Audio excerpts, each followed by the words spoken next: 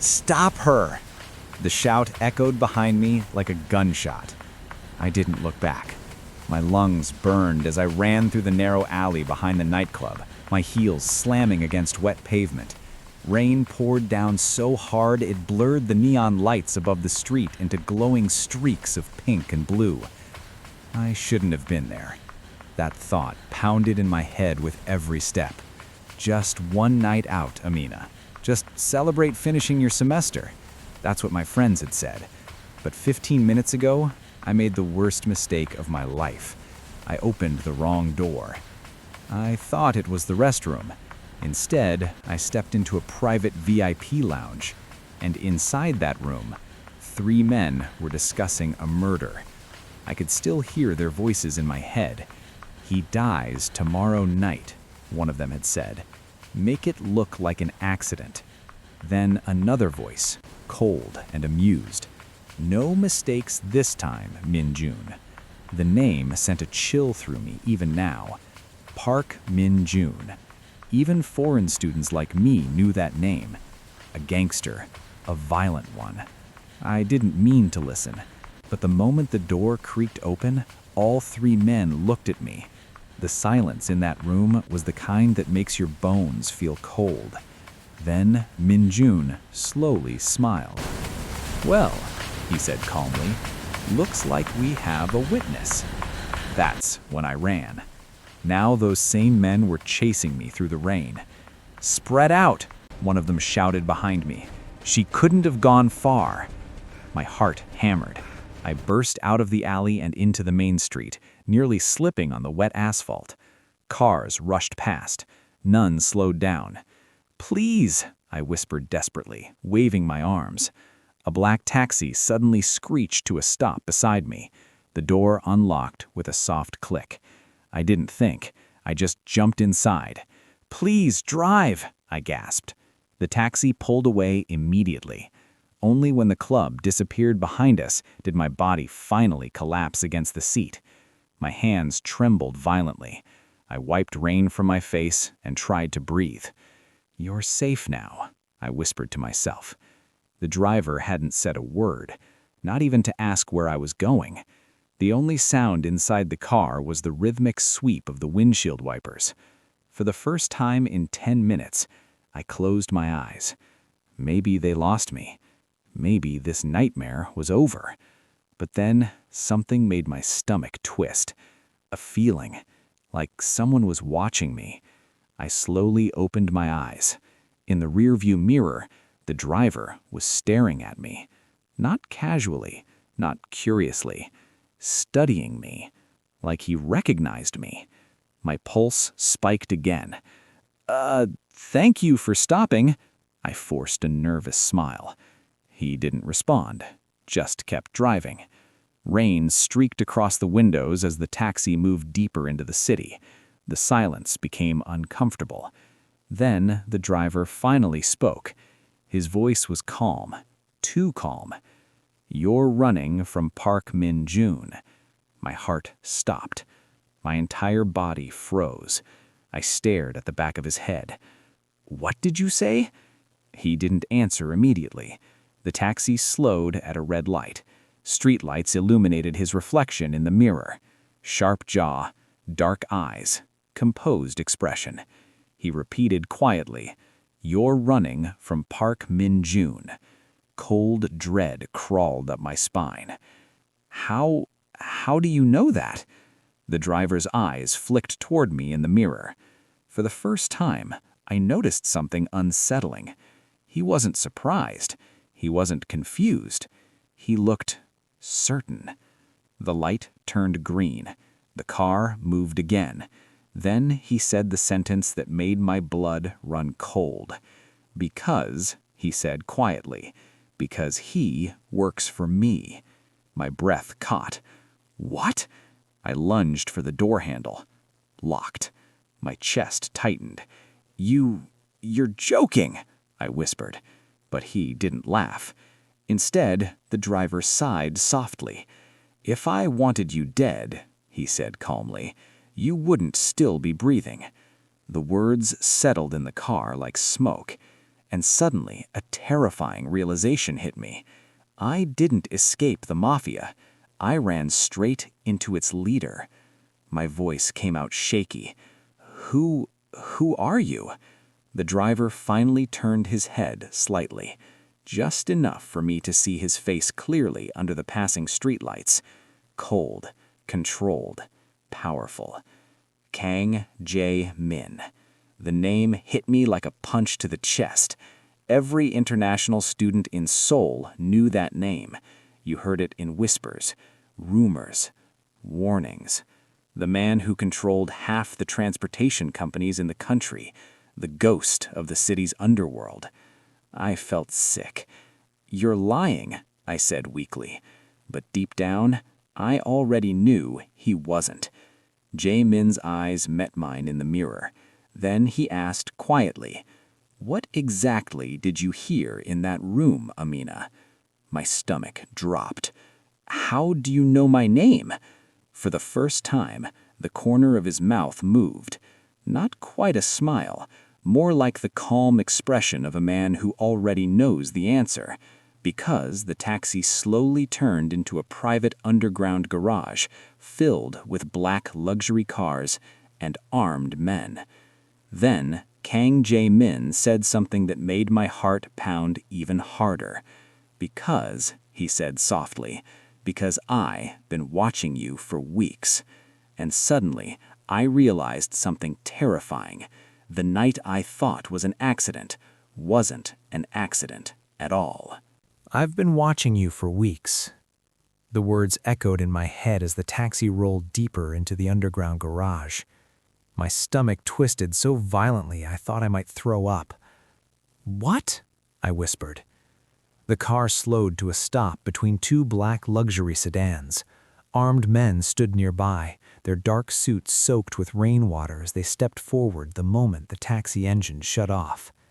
Every instinct inside me screamed danger. I reached for the door again. Still locked. My voice trembled. "Let me out." Kang Jae-Min didn't move. He simply turned slightly in his seat, finally facing me fully for the first time. Up close, he looked even more intimidating. Late 30s, maybe?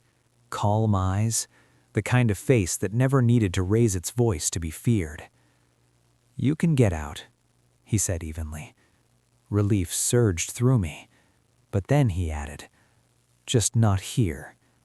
My breath caught. "What do you mean?" He leaned back in his seat. "Outside this garage," he said calmly, "Park Min-jun's men are still searching the streets." One of the guards opened the driver's door. "Chairman," the man said respectfully. Chairman. So the rumors were true. I stared at him in disbelief.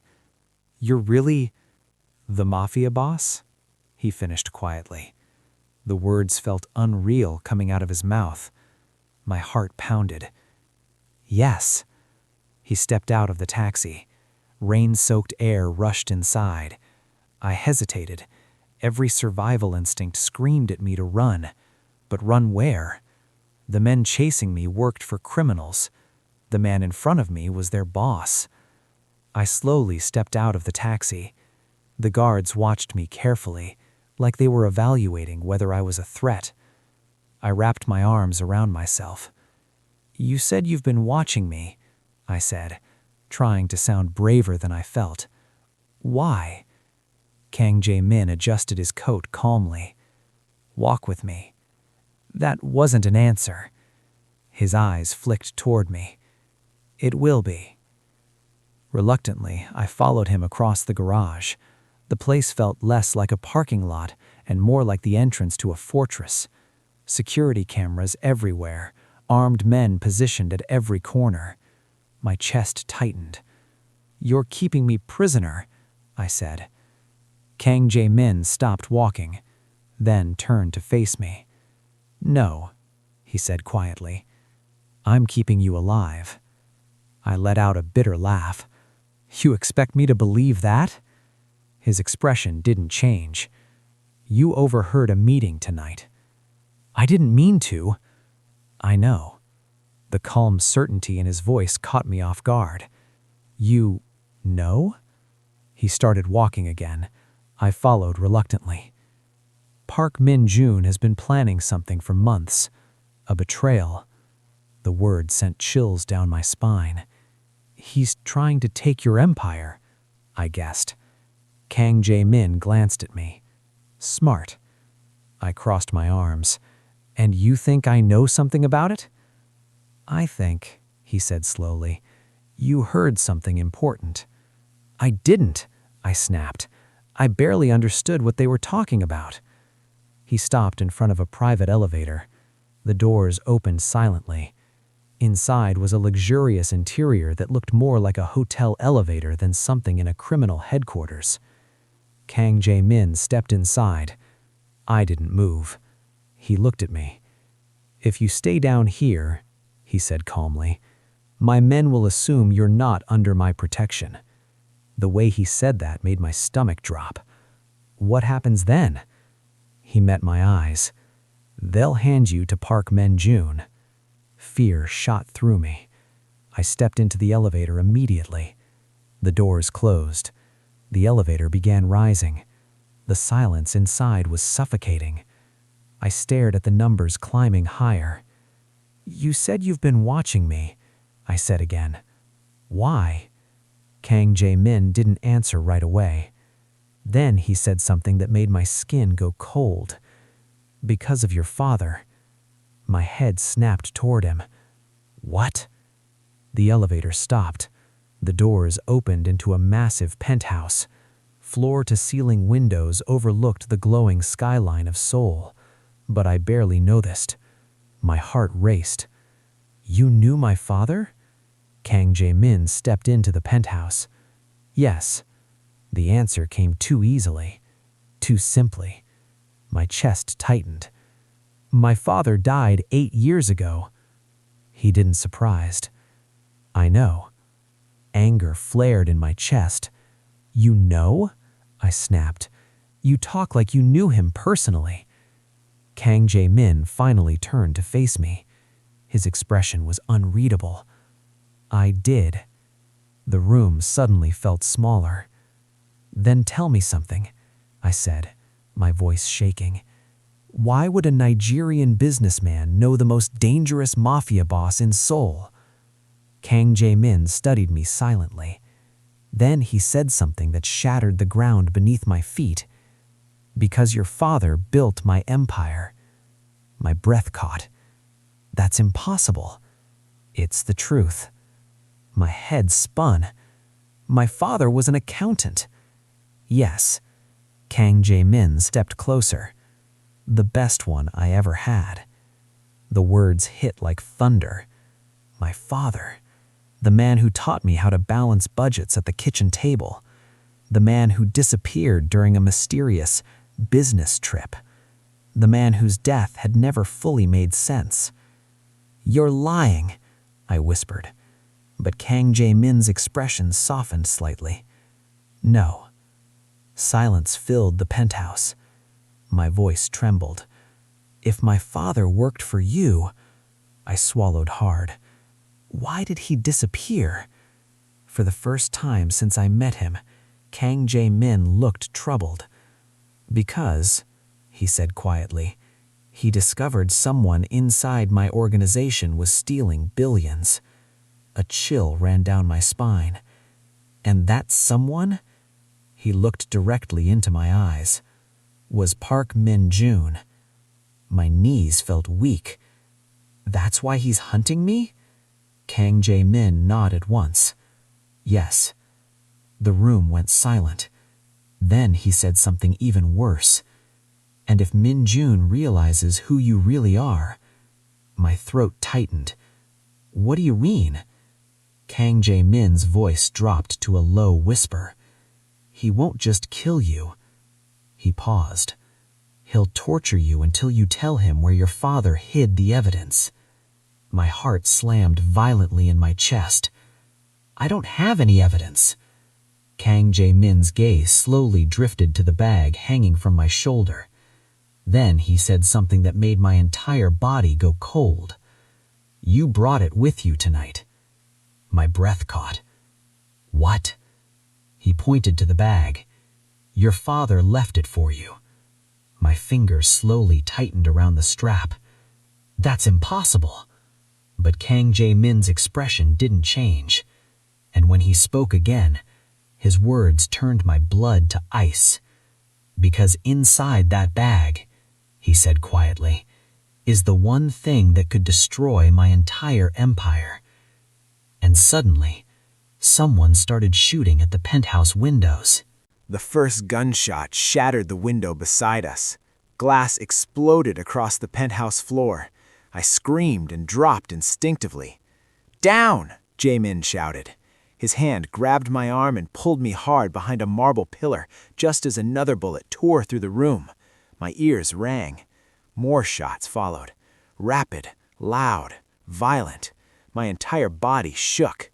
"What's happening?" I gasped. Jae-Min's expression had changed completely.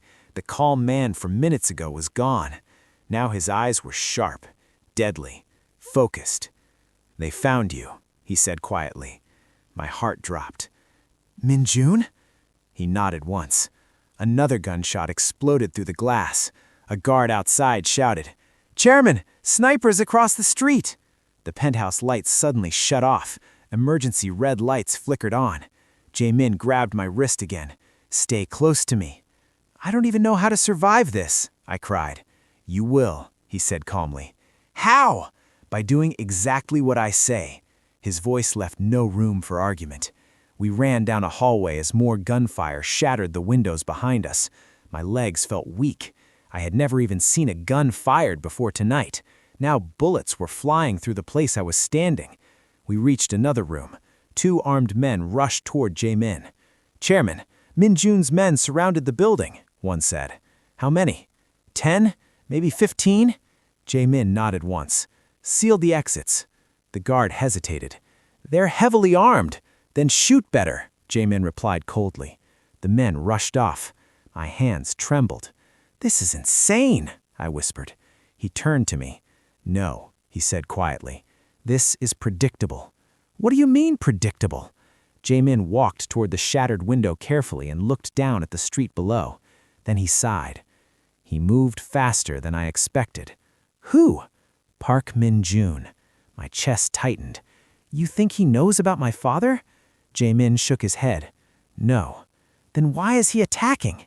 His eyes shifted toward my bag again. "Because he thinks you heard something important tonight."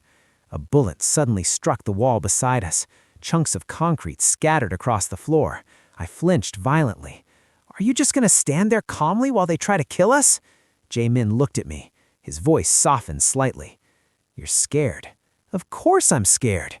"You're shaking." "Well, maybe because I've never been in a Mafia war before tonight." Something surprising happened then. For the first time since I met him, Jae-Min almost smiled. "You're handling it better than most people." "That's not comforting." Another gunshot echoed, then shouting downstairs, the sound of automatic weapons. My stomach twisted. "Your men are fighting them?" "Yes." "And you're just watching?" "No." He walked toward a drawer and pulled out a black handgun. The sight of it made my throat tighten. "You know how to use one of these?" he asked. I stared at him like he had lost his mind. "I'm a business student." "Good." "Good?" "Because you probably won't shoot me by accident." I rubbed my face in disbelief. "This is insane." Then something outside caught Jae-Min's attention. He looked through the shattered window again.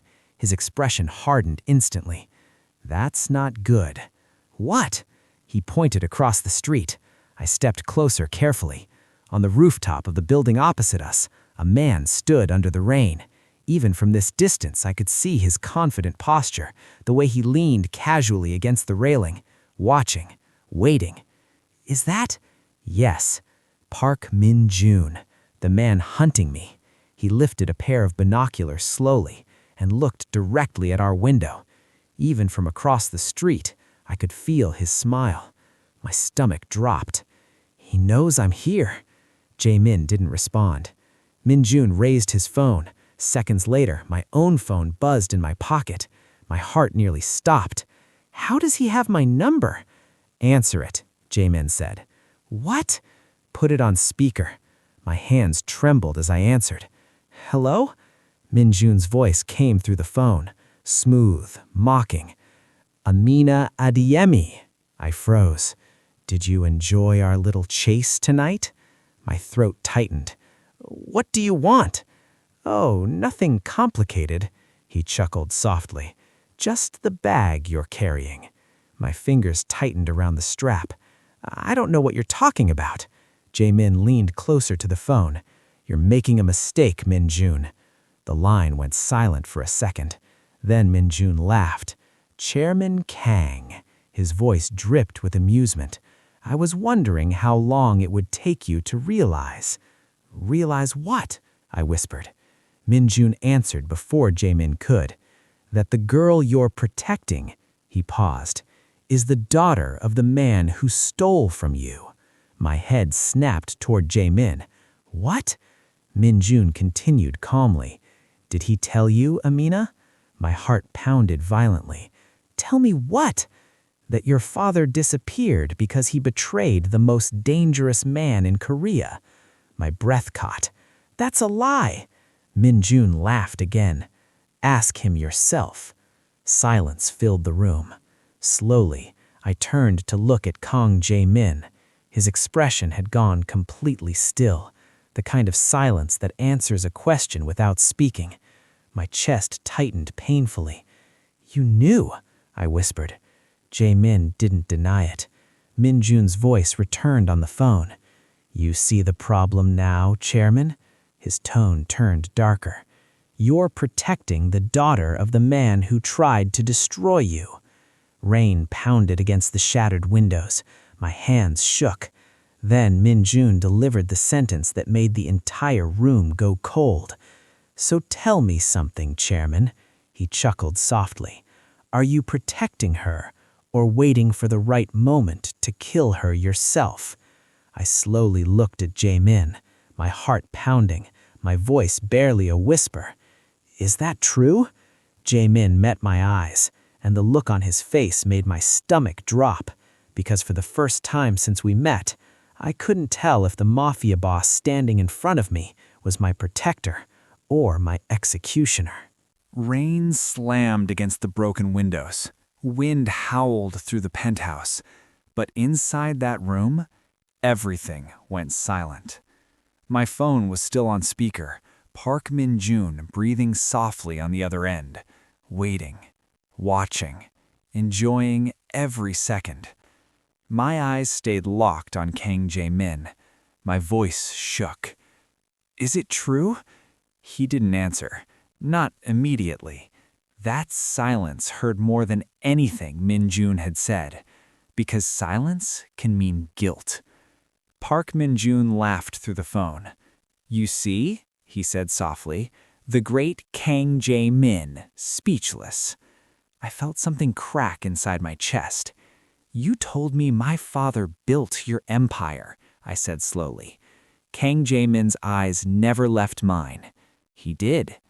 Then why does he think my father betrayed you? Min-jun answered before Kang Jae-Min could. Because he stole billions before he disappeared. That's not true, I shouted, but the words sounded weak, even to me. Min-jun chuckled again. Oh, Amina, you really don't know, do you? My heart pounded. Know what? The man you trust, Min-jun said, is the one who killed your father. The words hit like a bullet. My world spun. No, I whispered. No, that's not true. I looked at Kang Jae-Min. Tell him he's lying. Kang Jae-Min's jaw tightened. For the first time since I met him, he looked angry. Not the cold, controlled anger of a mafia boss. Something deeper, personal. Min-jun continued speaking. Your father discovered the money I was moving, he said calmly. He threatened to expose everything. My hands trembled. So Chairman Kang silenced him? My chest felt tight. Jae-Min, I whispered. Tell me he's lying. The room stayed quiet. Then Kang Jae-Min reached forward, and ended the call. My heart hammered. "You didn't deny it." Rain thundered outside. Finally, he spoke. "I didn't kill your father." The words should have comforted me, but they didn't.